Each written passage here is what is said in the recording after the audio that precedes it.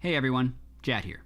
This week on Teamfight Breakdown, I want to look at early fights in the bottom lane and what dictates their success. In Game 4 of ROX Tigers vs Edward Gaming at the 2016 World Championship Quarterfinals, there was an extended fight in the bottom lane, after which it was ROX who got the edge, resulting in a triple kill for Peanut's Olaf. Let's get into it. The setup for this fight began early, with the duo laners battling to get level 6 first. As Prey hits level 6 on Jhin, Deft's Caitlyn moves forward to place a trap in lane. This is immediately punished by ROX, as Gorilla's Karma lands a Q onto Deft, and Prey follows up with a bouncing grenade. Deft still manages to display his mechanics though, by sidestepping Prey's deadly flourish and landing a headshot before kiting back with his 90 caliber net. With Deft low, Prey opens up with Curtain Call to go for the kill. Deft moving forward to place the trap was a bait though, as Clearlove's Lee Sin was on his way for a gank and wanted to catch ROX while they were engaged in combat. Mako's Nami moves forward and lands a bubble to interrupt Prey's ultimate, and Clearlove approaches from the river. The bait worked, but unfortunately for EDG, Clearlove botches the gank. Clearlove safeguards to a ward to close distance onto ROX and activates Iron Will directly after the jump, costing him an additional 30 energy. Then, as he walks into range of Gorilla, the ideal combination would be a Dragon's Rage, which would kick Gorilla towards the wall, into an undodgeable Sonic Wave as Gorilla would be flying through the air and unable to flash the skill shot. However, thinking the combo wouldn't have enough damage to kill Gorilla, Clearlove casts Tempest first, costing him another 50 energy, so when Clearlove does cast his ultimate onto Gorilla, he does not have enough energy to follow up with Sonic Wave, allowing Gorilla to flash to the safety of his turret. Prey then stands in front of Gorilla to ensure that Clearlove's Sonic Wave can't connect. It should also be noted that Scout's Jace was attempting a roam from mid to finish the kill's bot, but he was snagged by Kuro's Rise and the pair exchanged exhausts in a small skirmish. EDG had the right idea with this gank, but just missed in execution. The bottom lane baited the enemy to move forward while the jungler arrived, they had a numbers advantage, and they even attempted a mid lane roam to catch the extended fight. Yet, due to some missed execution, and ROX's smart responses, EDG missed out on any kills. Now, let's compare that to the gank from Peanut's Olaf, which followed shortly after.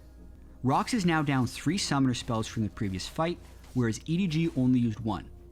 Additionally, Gorilla's extremely low, and EDG had the sustain advantage in lane with Nami. This means that ROX's bottom lane is still a prime target, and Clearlove sticks around to try another gank. But this time, Peanut wants to join in. And while ROX have a summoner spell disadvantage, they know that Clearlove's Lee Sin doesn't have his ultimate, and they also know that, as a juggernaut, Olaf has tremendous power in close combat. So, if ROX can bait the return gank from Clearlove, they would have more damage in the fight. Without his flash available, Gorilla knows he's a prime target when he moves forward to clear a ward. Little does EDG know, Peanut is sneakily waiting just outside of their vision. As Gorilla moves up and attacks EDG's ward, EDG attempt to pounce on Gorilla, falling for the bait. EDG attempts to engage with Tidal Wave, and Gorilla responds with his Mantra'd Shield, which not only keeps himself alive, but also helps speed Peanut towards EDG. Peanut pops Ghost as well, and it's off to the races. He throws his first axe at Clearlove as EDG attempt to retreat, Peanut's axe connects, and he was careful not to throw it too far, as he wants to pick it up for the 4.5 second cooldown refund. Clearlove then flashes away from Prey's deadly flourish, and Peanut quickly switches to his next target, Deft's Caitlyn. This is also when Peanut casts Ragnarok, gaining 40 attack damage and a quick burst of movement speed. Peanut lands his next axe onto Deft, which prompts him to use his summoner spell Heal, and Deft doesn't want to flash away until absolutely necessary, so he holds it.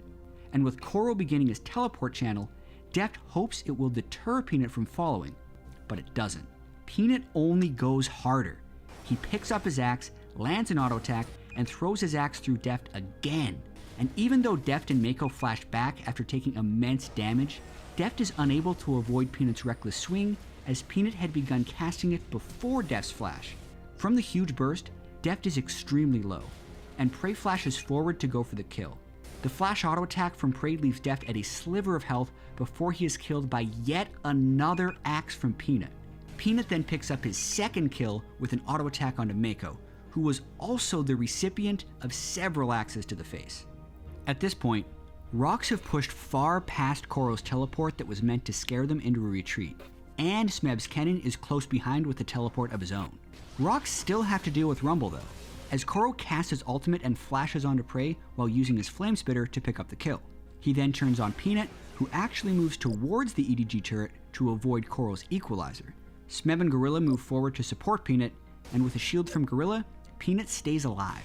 As Koro turns to finish off Peanut with another Flame Spitter, Smeb denies him, diving onto Koro with a flash ultimate to both stun him and prevent him from advancing.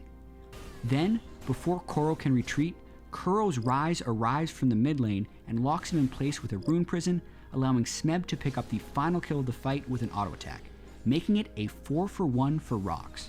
Looking back, while both EDG's and ROX's ganks had the proper setup and baited the enemy forward, the success of ROX was found in their stellar execution and fearless play.